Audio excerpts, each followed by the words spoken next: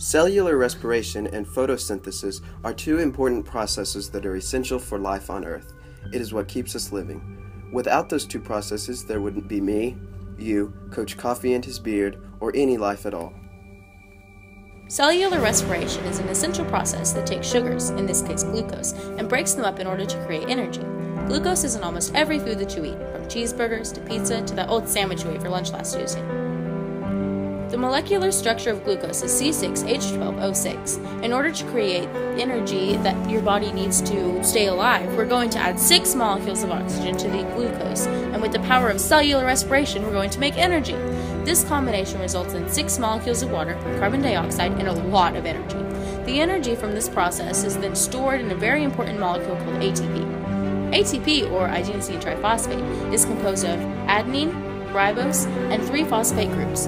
ATP is also described as the currency of biological energy, which means it costs a certain amount of ATP to allow certain processes to happen.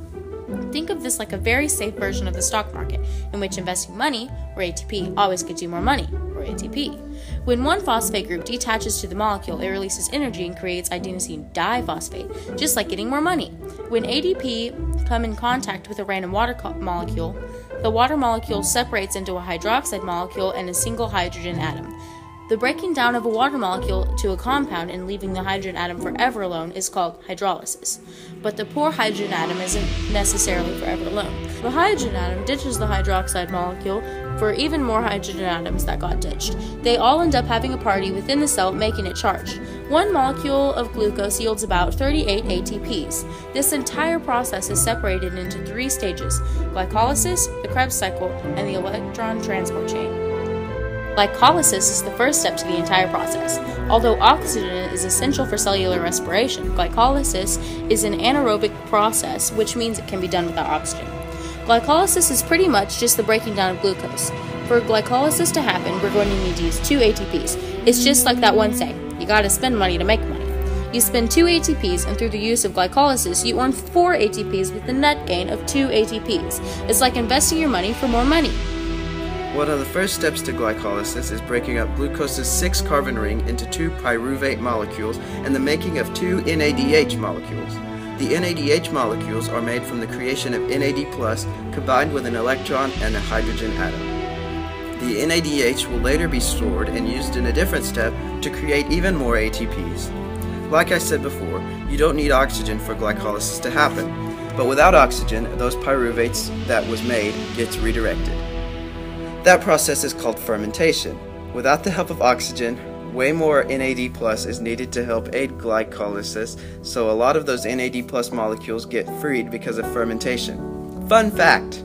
Fermentation for a lot of organisms creates ethyl alcohol, which is exactly where we get this stuff. But for us, lactic acid is created. If we made ethyl alcohol every time we worked out, we would get drunk just doing jumping jacks. And I'm sure that would motivate a lot of people to exercise. But instead of getting drunk all the time, we produce lactic acids, which results in our muscles getting sore. So far, we have gained 2 ATPs from glycolysis, and now for the next step. The Krebs cycle is a bunch of reactions that happen when a cell generates energy from aerobic respiration. See how I said aerobic? We are definitely going to need oxygen for this process. Also, we need enzymes. You can't forget enzymes. Remember that one lab that taught us about enzymatic reaction magic and how it acts as a catalyst? Yeah, you're going to need that information. Anyways, the Krebs cycle takes place in the inner membrane of the mitochondria, while glycolysis happens in the cytoplasm. The Krebs cycle uses the products that resulted from glycolysis to create even more energy and magic. First, those pyruvates that were created in glycolysis are then oxidized, and 1 carbon molecule from each pyruvate leaves CO2. That is exactly why you inhale oxygen and exhale carbon dioxide. Once the pyruvate loses that carbon molecule, the pyruvate becomes 2 carbon chains, acetyl coenzyme A. After that, the NAD+ combines with a hydrogen atom to create another NADH that will be used later. Those enzymes I mentioned earlier help combine phosphates with ADP to make ADP, like a social media website reuniting a couple. They also combine acetyl coenzyme A with an oxalatoic acid to create citric acid. That's why the Krebs cycle is often referred to as the citric acid cycle, but it's referred to the Krebs because he is the guy who discovered it. Every time citric acid loses a carbon molecule, it releases a form of energy named NAD+, and its partner in crime, FAD. Remember NAD+? But wait, Nida, how can you use NAD+ in glycolysis if you created the step after? Well, random person that sounds just like Cheney, these steps aren't necessarily one after another. They all happen at the same time in different areas of the cell, but they are usually explained in this order because it's much easier. Back to the topic. The citric acid created is now being oxidized through a complicated chain of events, with carbon molecules being added and being taken away, and a bunch of other steps until it becomes an octolactoic acid all over again, giving off a bunch of carbon dioxide, 2 FADH2s, and 2 ATPs in the process. That is why it's called a cycle. Like I said, every time a citric acid loses a carbon molecule, it releases NAD+ and FAD. Wait, Nida, but in the beginning you said that we were making about 38 ATPs. So far we only have 4. Gosh, random person that sounds Cheney, can't you wait? The purpose of the Krebs cycle is not to create an ATP, but to prepare those NAD pluses and FADs for the real moneymaker, the electron transport chain. Finally, there's the electron transport chain. The electrons provided by those NAD+ and FADs are made in the last step will now travel through channels of proteins across the inner membrane of the mitochondria. When they enter, those protons will want to go back to the other side of the membrane because they don't want to socialize with the other protons present because it has an awkward personality and doesn't want to be judged. Let's just say that every single proton is awkward and wants to be spaced apart from each other until it reaches equilibrium. Some of these protons are allowed back using an ATP synthase, and using the energy from the proton flow charges the synthase and squeezes together ADP and phosphates them together to form ATP. So about 10 NADHs from the Krebs cycle produces about 3 ATPs each, while FADH2s create 1 ATP each. 2 plus 4 plus 2 plus 30 equals 38. Now we have 38 ATPs for each glucose molecule. This process is happening millions upon millions of times inside of you. Think about that. So, photosynthesis is pretty much respiration backwards. I don't want to explain the process, so go watch it backwards. Wait, no, Nick said I had to write this out. Gosh, bossy much. Anyways, let's start with water. Water is absorbed by the roots up the stem of the plant and brings it through the tissue called xylem located in the leaves. Carbon dioxide enters the leaves through little tiny pores called the stromata and tries to keep the oxygen levels low outside the leaves. Sunlight gets absorbed by chlorophyll. Now the complicated stuff. Photons are light energy blobs that have traveled 93 million miles just to feed a plant. The photon ends up smacking into chlorophyll and that energy gets absorbed by an electron. Then the electron gets all jittery and excited like Cheney eating cookies. This process is called photoexcitation. After all those electrons are fired up, they all go through a process called the electron transport chain. It captures all that energy through a bunch of reactions and transforms it into stuff that is essential for all plants to live. Remember that from our last segment? The excited electron, located in a photosynthetic membrane called photosystem II, hops on a mobile electron carrier, which is basically a protein that carries an electron from place to place. The chlorophyll then freaks out, so what photosystem II then does is it splits an H2O molecule into a hydrogen atom and oxygen. This is why oxygen is produced and released for us to breathe. That whole process is called a light reaction.